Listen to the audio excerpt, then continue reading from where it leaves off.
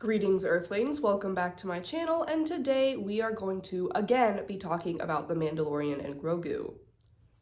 This is basically just an addendum to my last video because I realized in my initial review I was way too nice to this movie. And so I just want to fix some things by complaining about a couple things that I kind of remembered over the last day or so that bothered me about this movie that I didn't mention in that video. The first one is pretty minor, but it surprised me so much when it happened that I had like a physical reaction, which is Mando telling Grogu to heal was really jarring and weird. Like, he's not a dog, that's your son. Why are you telling him to heal? And twice, by the way, he does it. Then you have Sigourney Weaver, who seemed very bored being there.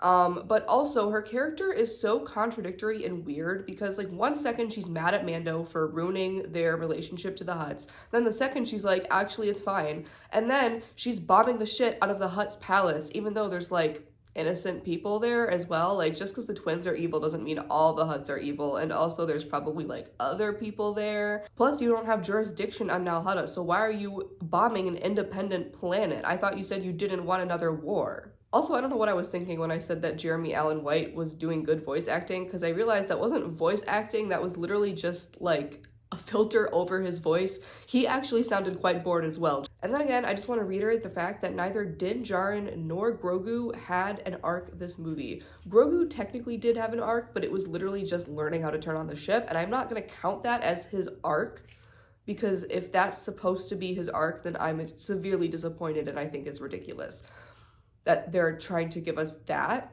for a movie. Like, this is a movie. You should be giving your character a more important arc than he learns to turn the ship on.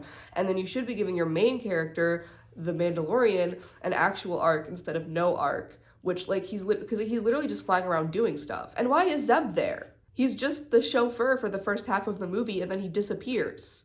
Grogu gets stuff to do actually by himself, which is nice, but it also kind of fucks with the pacing of the movie because we just take like a 15-minute break in the forest with Grogu. And it's adorable, but like I'm just spending the entire time waiting for Mando to wake up. Rada the Hutt was the only character who actually had an arc, and it wasn't really an arc. He just started physically in one place and ended up in another. And then he just randomly decides to join the New Republic after they literally bombed his entire fucking family. Like, I know that they wanted to kill him, but the fact that he's literally just fine with that is so weird. I'm sure there's other things that I could complain about this movie for, but I just wanted to get these specific things out into the world because I did not want my legacy to be that I gave The Mandalorian and Grogu a 6 out of 10, and that was a generous 6 out of 10 too.